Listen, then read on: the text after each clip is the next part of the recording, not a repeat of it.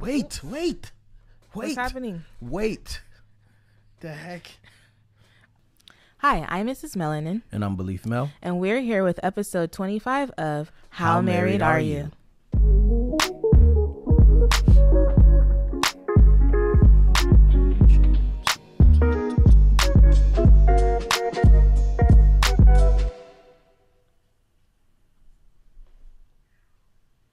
All right, babe. All right. It's chocolate baby story time. Do you have a story? Yeah, today I was live on the internet today, and I was asked a bunch of questions. And the questions were all over the place. And one of the questions, it was just Anaya and I sitting there. And one of the questions was, who's the boss of the house? And so I asked the question, I was like, who's the boss of the house? And then Anaya goes, me. She did? Mm-hmm. It was really cute and funny. Oh my goodness. Yeah. Is it like she understood the question? Yeah, it was really weird. That's so yeah. funny. I have to drop a clip in. Yeah. I don't really have a chocolate baby story time, but I think I'm realizing.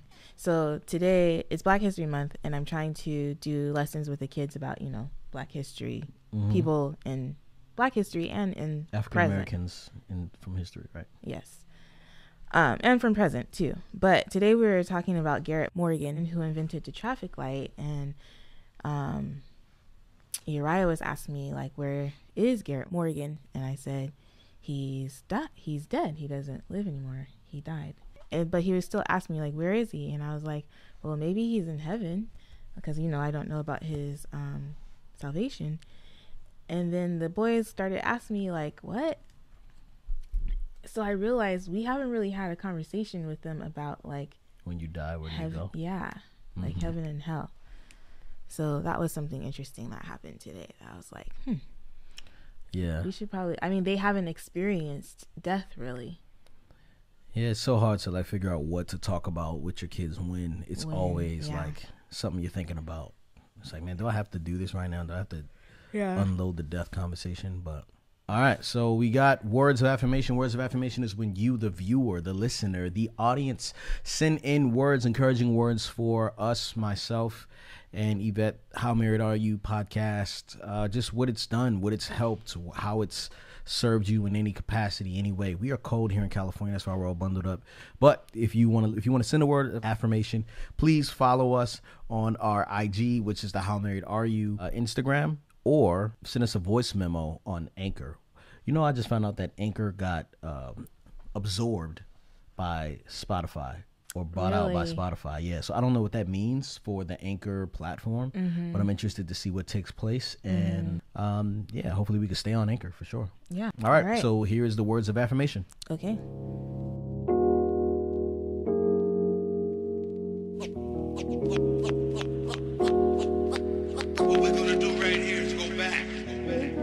Hey, Beleaf and Yvette. This is Adele from Maryland.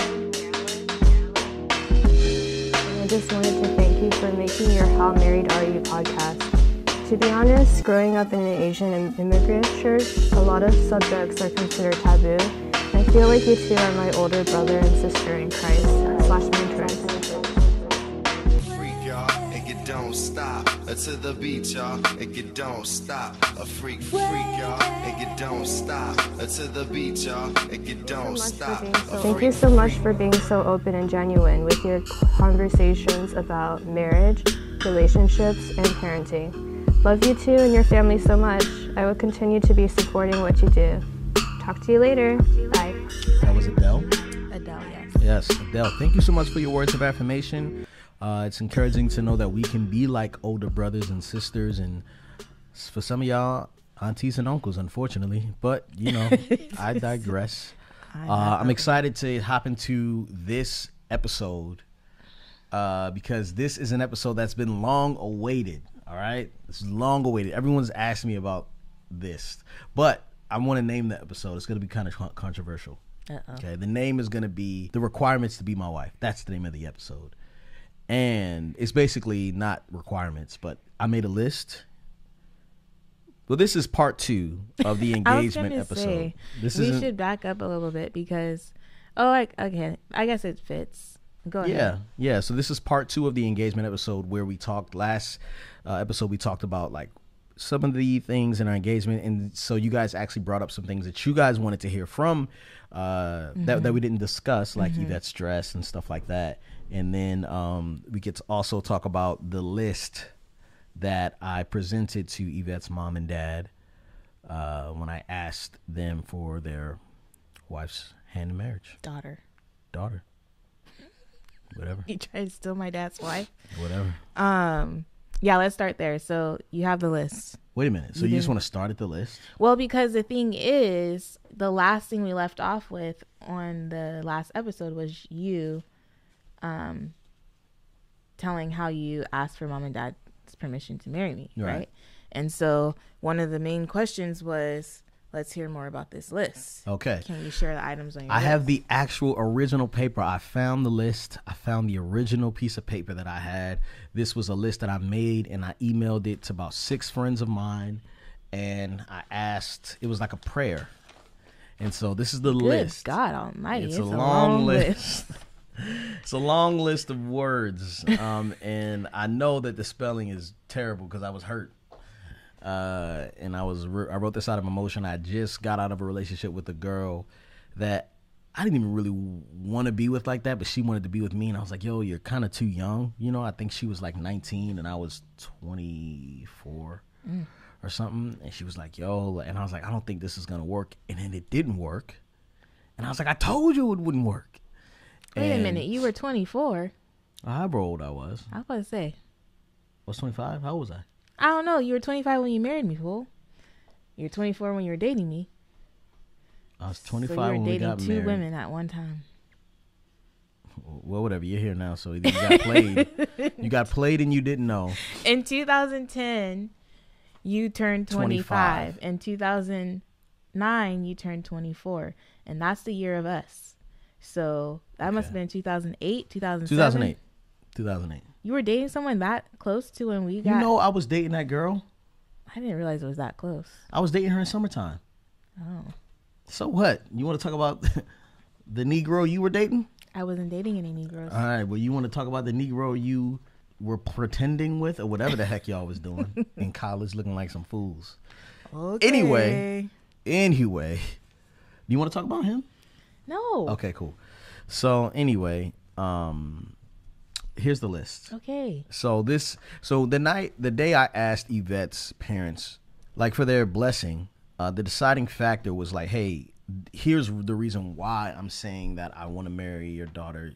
I asked God, and I made this list, and she has everything on this list, and so they read the list and they were like, well, geez, you know, you're right. My daughter does have everything on this list, and so yeah.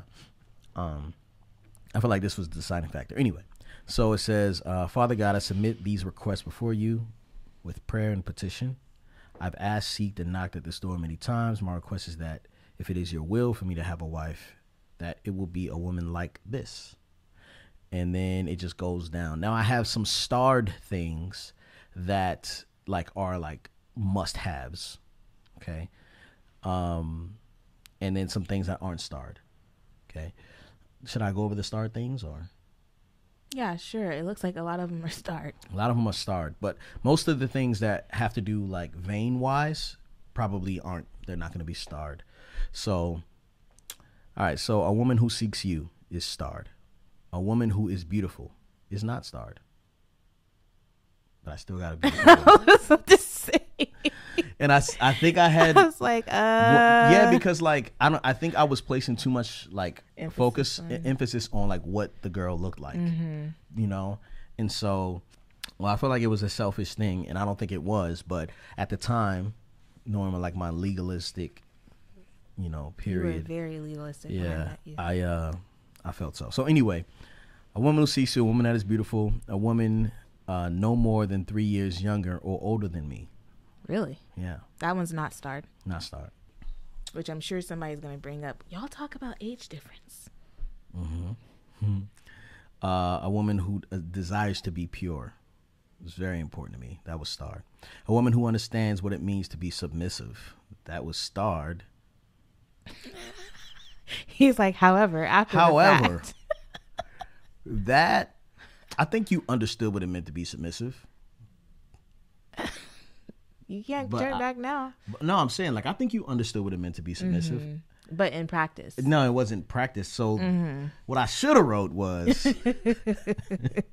Move on to the next one, boy. A woman who is supportive.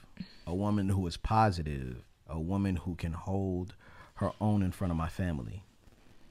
That was big, but it wasn't starred. Supportive and positive was a starred. A woman who is slow to speak and quick to listen. That's definitely you. Not starred. A woman who is not disrespectful to my friends or family, whether they are around or not. Starred. A woman who enjoys reading the Bible. A woman who calls me out when I'm wrong in private! Exclamation point. And starred. I'm not exclamation point, but I was going to say. Just capitalized. In all caps. A woman who has transportation. What about you, fool? I ain't had no transportation. Well, I did have transportation. My car broke down shortly after we got together. Yes. And I was bicycling it. But why was that important to me? Why was transportation important to me? I don't know. But it's not starred. A woman who has career goals. A woman who is athletic and healthy. Not starred. Career goals is starred. A woman who likes spending time with family. A woman who is in fellowship. That was really important to me. That starred in because I didn't want to be with someone who like wasn't in fellowship because that meant that I was her fellowship and then she wouldn't want me to be around my fellowship, you know. A woman who desires time with God, prayer, starred. A woman who is patient when I'm stupid. A woman who understands when I need male fellowship. A woman who forgives me when I'm prideful, stubborn, selfish, ignorant, stupid, angry, upset, unforgiving, judgmental, and unwise. A woman who is patient when I'm impatient. A woman who is nurturing. A woman who gives her tithe. A woman who is forgiving. A woman who wants to be a member of the body of Christ. A woman who is loyal. A woman who desires to have children. Last four were starred. Forgiving, member of the body of Christ, who is loyal, and who wants to have children. All starred. In order for me to be a good husband, I ask that I become a man like this while in pursuit of holiness, righteousness. A man who runs to Jesus first for forgiveness and repentance. A man who can be patient with my wife. A man who can stand firm and lead. A man with low expectations. A man who is eager to be closer to the Lord. A man who apologizes when he's wrong and even when he's right. A man who is strong and a man who is wise with our money. So that's my list. What do you think about that list? It's a good list. You guys speaking to the mic. It's a good list. Okay. What do you think? Do you think I encapsulate the bottom half of the bottom third of this list? Fourth of this? That was like an eighth of the list. Yeah. Over time. For sure. Especially the man with low expectations. I have very low expectations. Mm-hmm. Yeah. Mm-hmm. So that's my list. Do you think there's anything like terrible that I was requesting that I had, like you had? Terrible? Not terrible, or even just kind of like, are you serious? Like, why would you expect that? No. I don't think so. And it wasn't like we met each other and I was like, look, do you have all these things? Like, I don't think I didn't know about the list. She didn't know about the list. Until after the proposal. Yeah. Yeah. Until after the proposal. So after after you said yes. Mm-hmm. I didn't say yes. I said sure. Oh, God. No, I said of course. Yeah. Okay, cool. But yeah, so this was like, I made this list in 2008. Yeah. Mm-hmm. In 2008, I met Yvette like January. Like that's when we kind of like linked back up. January, February. Yeah, we had met before that, but we linked back up in January 2009. January 2009. Mm-hmm. So that's 10 years now. Mm-hmm. And then I kept this list a secret, and I didn't bring this list back out. Or actually, I sent it to my homeboys. Did you look at the list when you met me? Yeah. I looked at, it was only a month into it, so of course I looked at it. And not only did I look at it, I wanted you to hang around my friends so that they could inspect you. Like, yo, let me know if I'm tripping. I might be bugging. I like this girl. I don't know. And so after like a while of like being like, okay, she's pretty spot on with this, then is when I was like, okay, I'm going to marry this girl. You know, got the ring, put the ring on layaway, paid the ring off, and then proposed to you. And you didn't see the list until probably February or something like that. January, February. Yeah, it was definitely after the proposal. Yeah. So, anyway, now you want to talk about the proposal? Yeah, so that actually wasn't the proposal. Don't think I've heard this part, but I may have missed an episode. Okay. So, yeah. I think we talked about this. I think we have talked about it. We can make it a quick story. So, Glen, it was our first Christmas together, like the Christmas season. And Glen had told me that he was going to be going back to Baltimore for Christmas.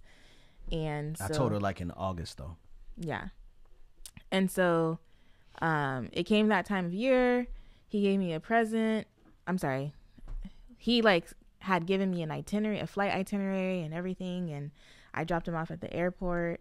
I think we talked one time when he was at his what's it called? Layover. When he was at his layover, and when I was talking to him, I heard like airplanes and lots of different things in the background that sounded like he was in an airport. So I took a recording device and I actually dropped him off at the airport. So while he was there, I recorded the sounds of the airport. Mm-hmm. And then I had a homie pick me back up, take me back. Wasting my gas, to the church. No, but tell him what we did before we left, though. We got manicures. Oh, yeah. I forgot about that. Yeah. So I didn't even suspect anything. So before he left, we went on a date where we got manicures. Yeah, we got manicures, and then she took me on a flight. Mm-hmm. So then I'm like, yo, we're going to be late or whatever. So we get down there. I go there. I record all the sounds of the airport. And then I have a homie pick me back up. I think it was James. Pick me back up, take me back to the church. And then like 3 hours later, I'm paying attention to when the actual layover is going to land. And I call her and I play the sounds of the airport on the loudspeaker at the church. Because we were like doing practice or whatever for the music group I was in. Mm-hmm. And then, yeah. And then that's it. And so he was hiding out in Oceanside the whole time. We were all in the same city. But then he tried to act like he forgot his phone charger, and so he couldn't talk to me. Yeah. So like we talked that one time. He told me to open my gift because he had given me a Christmas gift before then. And it was like one of those digital picture frames with a bunch of pictures of us, which was really cute. I still have that picture frame. And yeah. Anyways, it was that. And so Christmas Eve, my parents had this thing, like our family had this thing that we used to do with a bunch of family friends where we would go Christmas caroling on Christmas Eve to like people's homes that we knew that were members of the church. And I really didn't want to go. I had been over that for like a long time. And this particular year, they were like really wanting me to go. And I don't know how they convinced me, but they convinced me. And so I went. And so then we came back to my parents' house. Everybody came back to my parents' house for like dessert and coffee or whatever. And I could tell people were acting strange, but I still was like oblivious to anything. People were acting strange. Mr. Vines had the video camera, which I wish we could find that video. Mm-hmm. But Mr. Vines had the video camera, and I could tell he was like on me. And I was like, I don't know why he is pointing that camera at me. But he was pointing the camera at me. The door would ring, and like they would say, "Yvette, answer the door." And so I was. And every time she's like, "Why do I have to answer the door?" Yeah, I'm like, somebody's closer to the door than me. And then like when you were going caroling, you were like, "Why isn't John coming?" Yeah, I was really upset that like John and Joe and Roscoe didn't have to go. It was very frustrating. It was very sibling-esque. Yeah, that's something that Theo would do. Yeah, to Raya.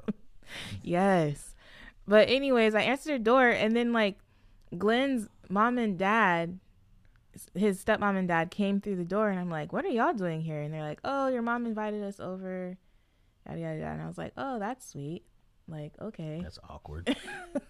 Come on in. Glen's not here, but okay, come on in. And then Monette and Ruslan came, and I was like, what are y'all doing here? Even more awkward. And I still didn't get it. I don't even know if the explanation of why they were there was ever really fully explained to me. So silly. And then anyways, all of a sudden this guy comes down the hall from the back of the house. I'm the guy. Glen. Yeah. Sorry. Glen comes from the back of the house, spitting a poem about the woman he was looking for. And it was one of the poems that I had heard him perform when he first really caught my attention. Like we had been to a couple of different events together, but there was a spoken word event at my college, and he said that poem, and I was like, oh, he's basically describing me, but I didn't really make. But that was like in 2007. Yeah, that was that was a couple of years before then. But I told you about that when we were dating, and so I think that's why you chose the poem. Yeah. Yeah. Okay.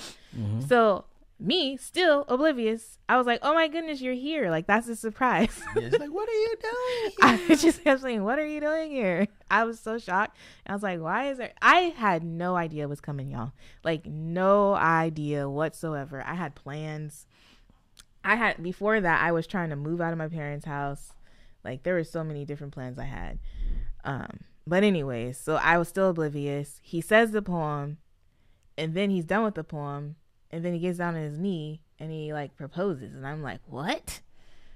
And so she would like took a while to be like, wait, what are you doing here? Like, she just kept saying that over and over and over again, and so like it took her a while to say yes, but she said of course. And then that was pretty much it. That's the engagement story. Yeah, so you didn't actually say that. We never talked about this on the podcast. However, you did do it in a post just recently on How Married Are You? Oh, yeah, and yeah, that's yeah. where, okay. Yeah, mm-hmm. on the Instagram. It was probably December 24th I did it. Exactly. Mm-hmm. All right, cool. Next question. Okay. So there's a lot of questions about, like, the in-between of the proposal and marriage. Yeah. There was a lot of people asking about sex. Mm-hmm. Sex and the transition in mindset from abstaining to healthy sex within marriage. Which I don't know if we're the right people to talk about that. You know, I heard something. Wait a minute. Clarify that. What I mean is, like, I still had to overcome a lot of unhealthy mindsets that I had surrounding sex when we first got married, which is a whole other topic in and of itself, as far as like how the church, like growing up in the church and sex and all that stuff. But yeah. Yeah, so we didn't have sex, but we like. So this is what I was about to say. Yeah. So I heard this thing recently where someone said, we lost the purity battle, but we won the virginity battle type situation.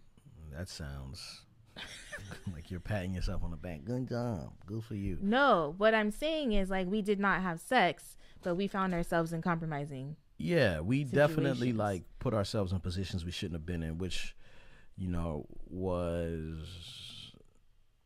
it wasn't healthy. It was very unhealthy. Like, I remember having a super hard time during that time, and which ultimately set you up worse, because what I was seeing from you was anxiousness of like, I'm ready to like give you all of this eventually. And so it was like it was very teasing. And then when we got married, it was like, no, I'm not into that. I'm terrified and you're scary. And I felt myself back in the position, which actually took a real long time to break. And even still, like, you know, to this day, like, I don't necessarily want to be aggressive when pursuing you in that way, because I don't, like, for so long it was kind of like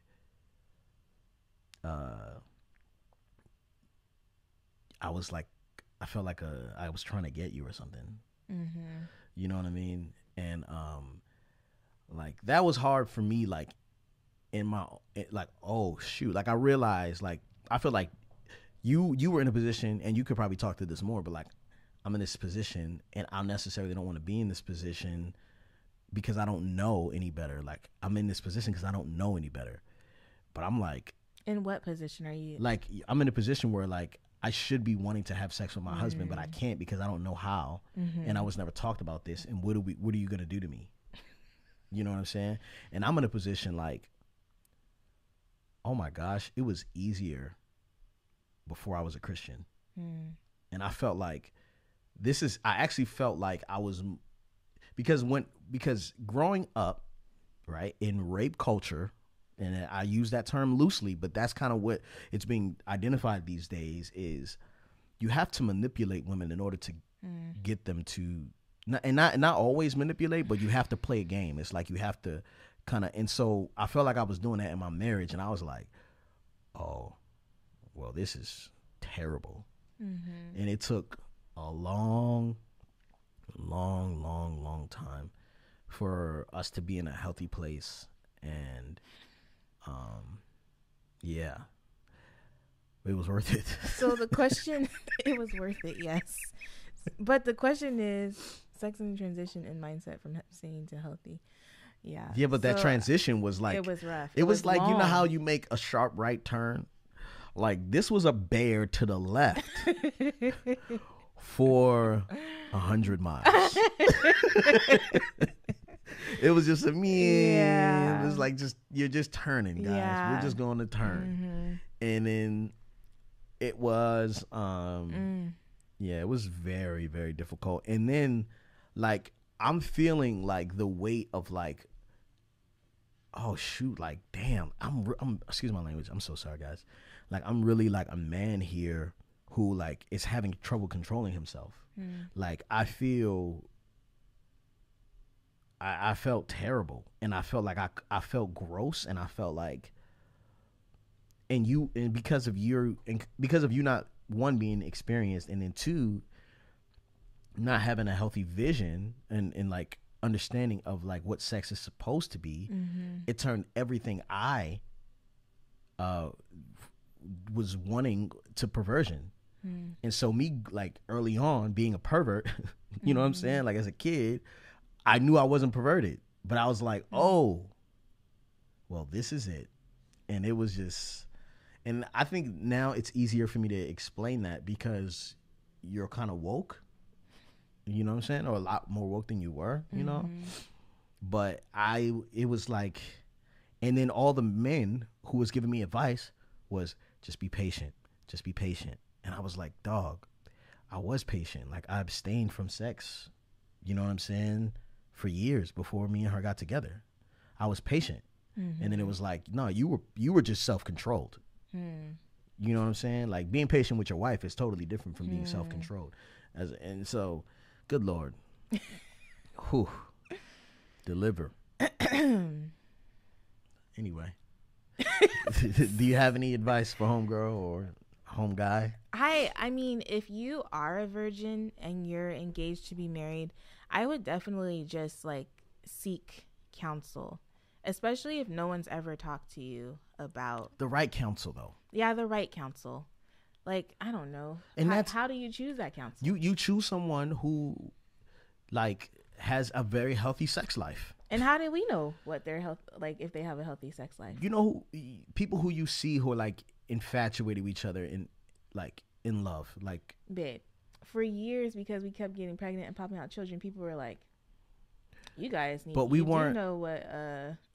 No, but you know the difference between, you know, what we were experiencing and like something like a Mike and Julie. You know what I'm saying? Like, when they look at each other, you can see them loving each other. Okay. I would say, I don't know. Okay. I don't know, guys. It's hard. And at least find someone who's going to be honest with you about that aspect of marriage.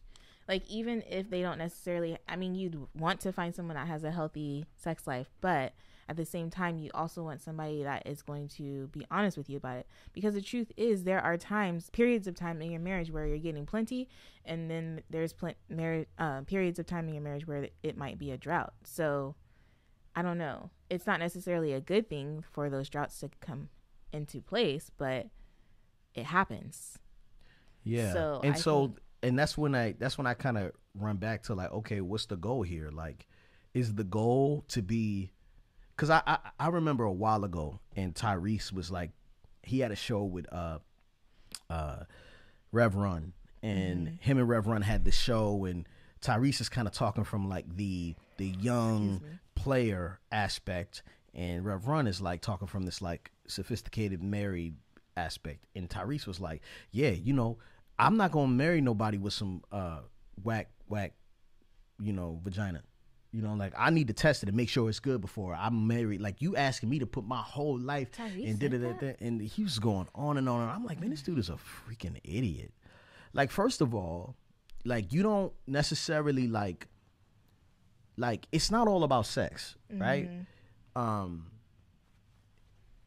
if it is to you, right, then that's a real selfish relationship.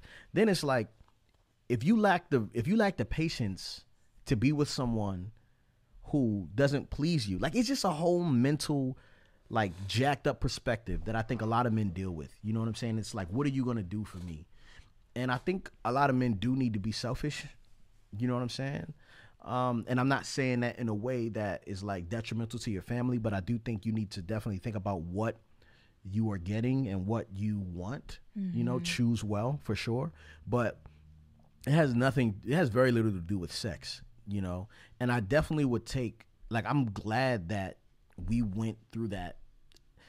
Like, as hard as that it was, like, I'm glad that we're on this side of it. You know what I mean? And whatever happened with you, like, it did, because, like, I was just committed to just being like, okay, well, this is it, you know? And, like, lamenting out to God, like, yo, I don't know why you're making this so hard for me. But,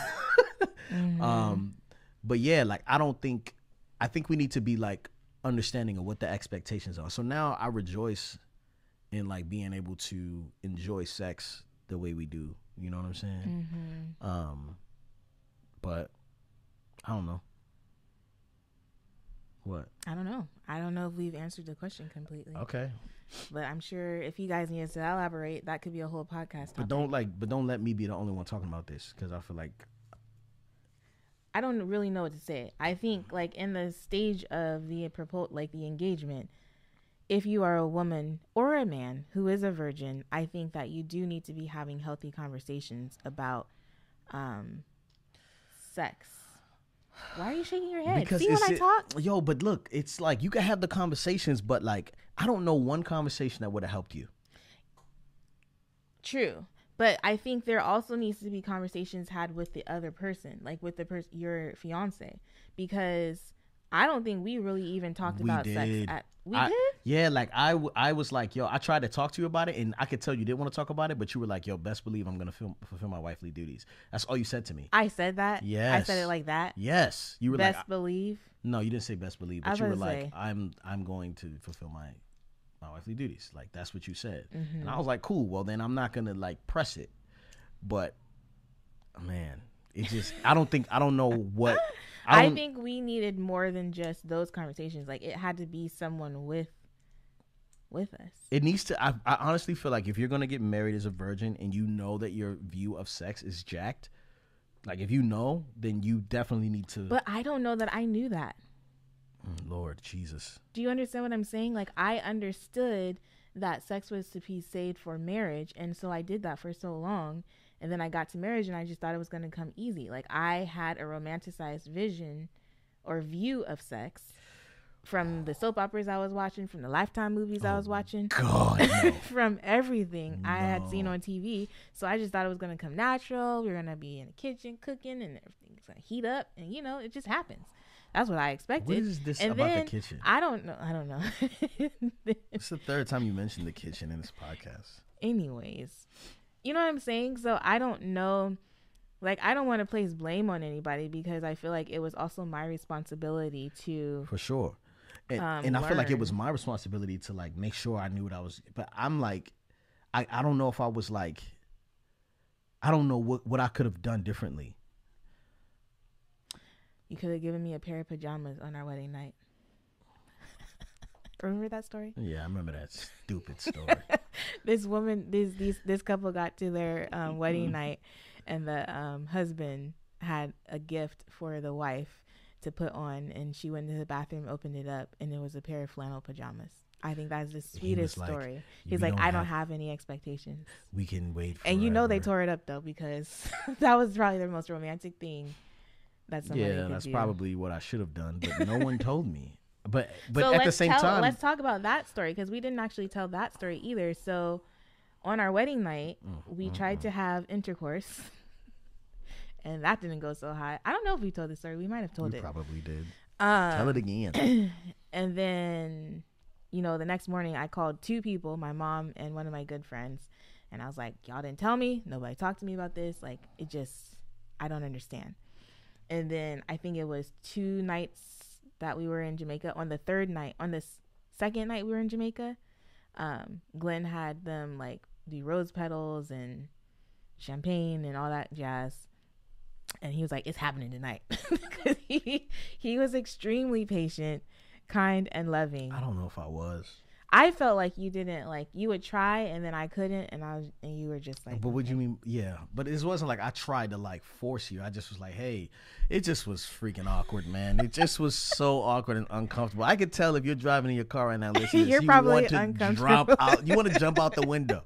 You want to push the ejector button and fly out the window. I felt like, what? I was sitting here like, but then the thing was, like, I noticed how entitled I felt. And I felt bad because I'm like, I'm not supposed to feel like this. But then I was like, wait, no. Like, I did the right thing, right? And it just was so weird. And I was just like, I don't understand. I don't know. I think we should move on because there were other questions. If you want us to go deeper into this topic, and I'm sure you do, but I don't really know how. Yeah, and I don't know if we have what it takes to go deeper. Like, how don't we? I feel like we would need some other people who have more experience. What experience don't we got? I mean, like, an expertise about how the mind works regarding. Maybe Lindsay Smith might. She's a marriage and family therapist. Maybe she can help. I don't know. We need a sex therapist. That's what we need. All right. Talk about it. Okay. But this is what I'm gonna say. Oh my God. If you are a virgin, right, and you are terrified, tell the person you're terrified. Before I didn't know I was terrified. Know yourself. Protect your life. Because, like, I feel like you're not having very much grace for me right now. I didn't know what I was getting myself into. How do you know what to be afraid of if you don't know what's coming? Does that make sense? Like, you weren't thinking about it? I thought it was going to be great. My hormones were all jacked up. You knew that. I was horny. Whoa. What? What? That night? Absolutely no, I'm talking about throughout our relationship. Sure, and that's what threw me off. Yes, that's what I'm saying. So I didn't expect for me to have any issues when it came time. Might be TMI, never mind. Yeah. Don't even, just keep going. See, I tried to move on a long time ago. Okay, so there were a couple of people who were asking about the whole idea of like doubt and uncertainties. Were you afraid? How did you deal with your fears, scares, and uncertainties? You know, there was actually several of you guys who brought that up. So for me, and I don't know if there's I don't know how to say this. Like, when it comes to age. So I was 22 when Glenn proposed, 23 when we got married. And so I kind of felt like that was young. I knew Glenn was the man that I wanted to spend the rest of my life with, but I did feel like we were young and I had so much to do. Like, for me, before I got married, I was supposed to be established in my career. I was supposed to be a homeowner. There was a lot of things that I was supposed to have accomplished prior to getting married. And the reality of the situation is I went from the dorm rooms to my parents' home to a home with my husband. And so I didn't have any experience paying bills and doing a lot of adulting, period. And so I think I was a little bit nervous about that transition in of itself. Like, I knew I was a responsible person, but I didn't know if I was ready. Like, I really just didn't know if I was ready. I just knew I loved him and I didn't want him to go anywhere. So it was out of fear? Maybe. Out of fear of what? That I would leave and find someone else? What was out of fear? Getting married to you? Yeah, you said you didn't want him to go anywhere. Yeah, I don't know. Yeah. Because if I would have said no, you would have been like, peace. Yeah. Pure. For sure. Yeah, if you would have said no, I'd have just been like, cool. Yeah. No problem. Not set myself up for that again. Best believe that. I would have disappeared. And then if I would have tried to suggest a long engagement, which I wouldn't suggest, then you would have been like, nah. Yeah. Right? Yeah. Am I right? Am I telling? Would I have said no? I don't know. I don't think you would. I don't know. I was totally different at that time. I probably would have said no. I probably would have tried to talk you down. But yeah, having doubts. I don't think I had very many doubts. Yvette had always like proved to me that she was like, you know, top notch, cream of the crop. Yeah, on my side. Oh. Kinda. Yeah, I like. Kinda. Yeah, like I felt like that. Like you would look out for me. You know what I'm saying? Mm-hmm. Like you looked out for me. I did. From the first night I met you. Yeah, there's a clip of you like us married and Mardi Gras, and you're like rubbing my feet. Ew. It's a real I would clip. not do that anymore. I just saw that. And we're married longer this now, and you still wouldn't do that? Babe, your feet have gone through some stuff. I don't care. Maybe after you get out of the bath. Okay, whatever. But not just fresh out the shoes. Like right now, I wouldn't do it. All right. Anyway. If you want to go take a shower, I'll rub your feet, babe. Anyway. You wouldn't rub my feet either. What are you talking about? I rub your feet. I just rubbed your feet not too long ago. You cleaned them first? Yeah, but I would rub your feet. Get out of here. Get out of here. Don't test me like that. Move on, Glenn. Finish what you're saying. So anyway, yeah, like you proved to me, and so like it was like, well, I know I'm not marrying this type of woman, and I had a lot of examples of like toxic women in my life, and so I knew what I wasn't getting myself into, and so I knew that she was good people's, you know, and so I really didn't have a lot of fears on the wedding day or whatever. It just was like a lot of people believed in us, you know, and that helped me believe in us too. And the truth is, I believed in us as well. Like, I felt like the way that our relationship was orchestrated from day one to now has just been divinely covered, you know. Like, I don't know about that, but because when you say that, I'm like, okay, what are the examples of that? So I'm just saying, like, the way that the Lord provided for the wedding itself. Yeah, that's true. The way that we've had people rally around us to like just help us get through life. I just feel like we've been championed through this entire relationship, and that's what I mean. Yeah. You don't feel that way? I do feel that way, but then I'm also asking, like, who else was championed that shouldn't have got married? I'm talking about through and through. I'm not just talking about, I don't know what you're saying. I'm just saying, I'm just trying to focus on us. Can we focus on us? I am, but people are asking against us. So they're asking, how can I apply what happened to you to me? Like, how do I know not to be scared? So if I have a lot of people championing up my relationship, but I'm still terrified, you know. There's also a sense of peace that the Holy Spirit like will put in you about it.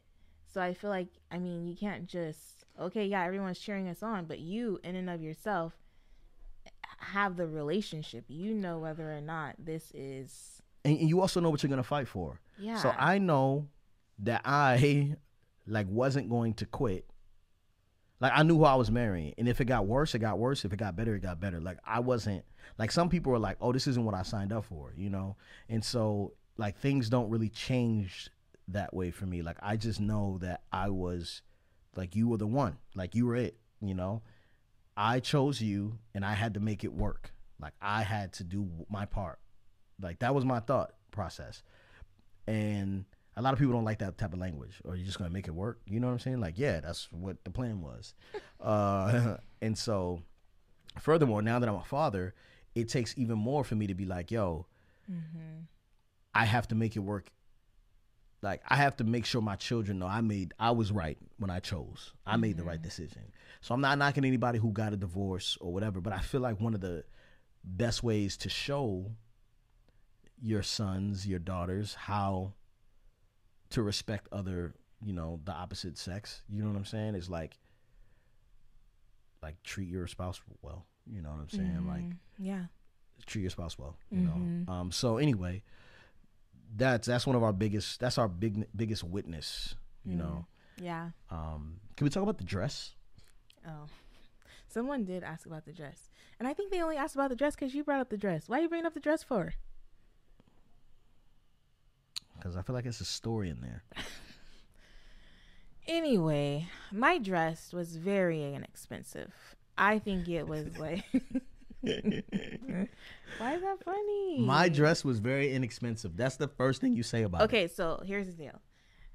How much was the What dress? I will say is, if you ever go dress shopping and you take pictures in your dresses that you like were trying on, don't ever let your husband see the dresses you tried on. Your fiance. Did I let you see it as a fiance? Mm-hmm. Wow, that was dumb. Don't do that. Super dumb. Because I don't even know if he still has the picture, but he kept the picture as a bookmark in his Bible or some book.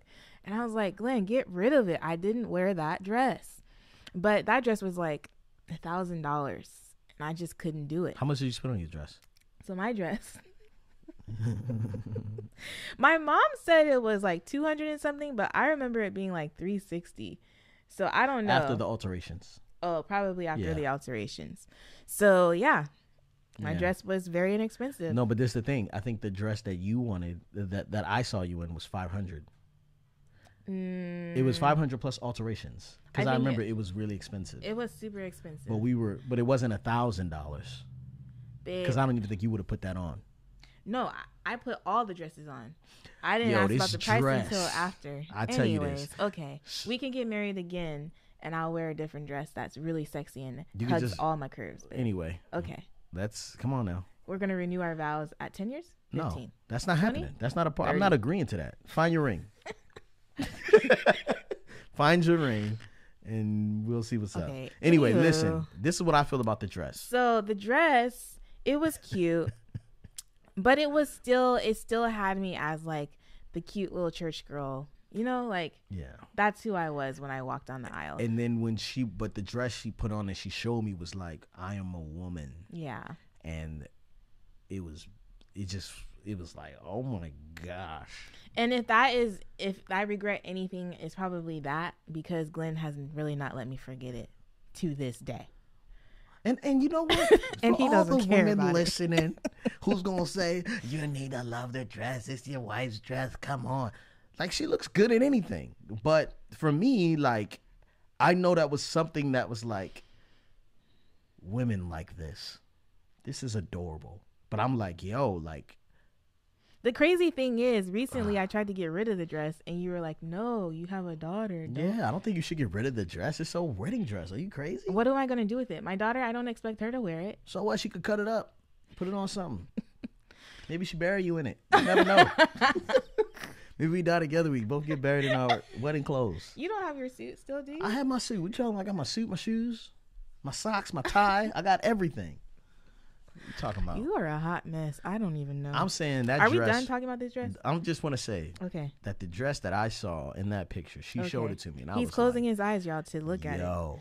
Open your eyes. Is this the one you got? And she was like, no.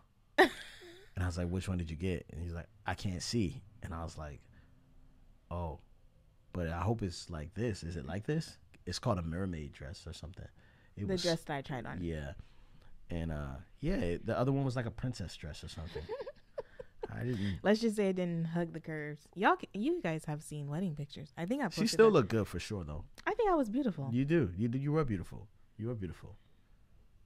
You were beautiful. Who are you trying to convince, me or you? Me. Just joking. Just joking. Jackbutt. Let's do one more question because we're almost at an hour. Okay.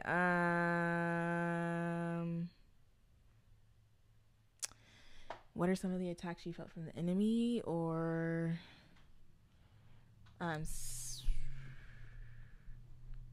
what is the purpose of the engagement season beyond wedding planning? The purpose of the engagement season beyond wedding planning. I don't know if I have a response. I do. I feel like it's like a period to really get to know the person you're with through challenges. Check it out. Okay. When you get engaged, everything changes. How? The temperaments of the family increase. The temperatures of the families increase. Everyone has their opinion. Everyone has their goals. People have their minds on it. You get opinions from your friends.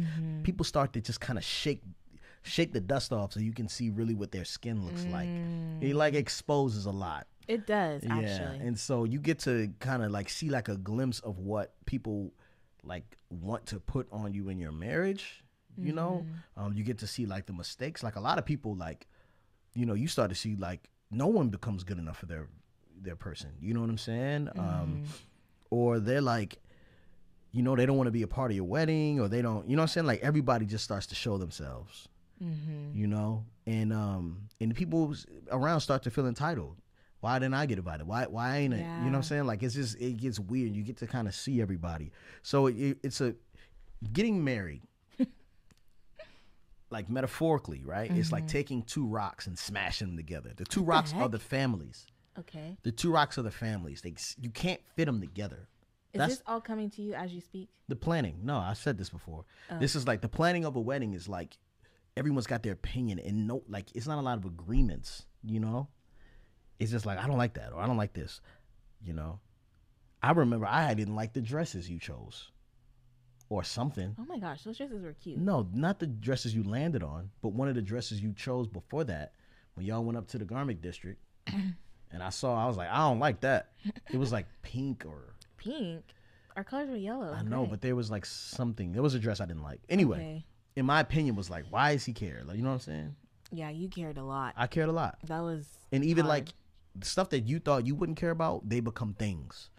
So I would say... Definitely. Oh, she's up. Oh, no, he's up. Yeah, so that's what the engagement period is for. It's for, you know, figuring out what that, what everyone else is like, and to really like solidify that this is the person you're supposed to be with. You know, that's what I think. I can ditto that. I don't know that I've ever thought about what it's for besides the wedding planning, but it does give you an opportunity to be more intentional. But I was thinking like you go through premarital counseling and all that, but there are people who are just dating going through premarital counseling to see if this is even someone that they could see themselves spending their future with. So definitely, I don't know, I guess that's true. People do start to show their true colors. You do get to unfiltered version of family and all that good stuff. So and you also get to see how much the support is. But what I think, one thing I think we can both agree on is that you don't need a year and a half to plan a wedding. You know what I'm saying? You don't need 2 years. Like I know people 2 years, and they're already like living together. It's like getting married tomorrow. Yeah. What are you talking about? Just go to the courthouse. Just go to the courthouse. Get Don't married. make it a thing. Yeah. You want to do the sign off real quick? Okay. How married are you? No, I was gonna ask you, babe. How married are you? I'm so married that. Here we go. See, you already know. Think about it. Okay. I know. Okay. Yesterday. Yesterday? Oh my gosh. Okay. Yesterday, I was supposed to, and this is a bitter subject, still mad about it. You asked me to go I was supposed to work, and then you asked me to go to the hairdresser to get Theo's hair done, to sit there, and that I could work from the hairdresser. And I did it for you. I did it for you, and it was not productive. But I got to kind of pour into some people who were there, so it was cool. But I looked out for you. Thanks, babe. You don't really care. I mean, I do, but I just feel like, I don't know, whatever. Yeah. That's how married I am. How married are you? I'm so married that, because I wanted you to know that I do consider you.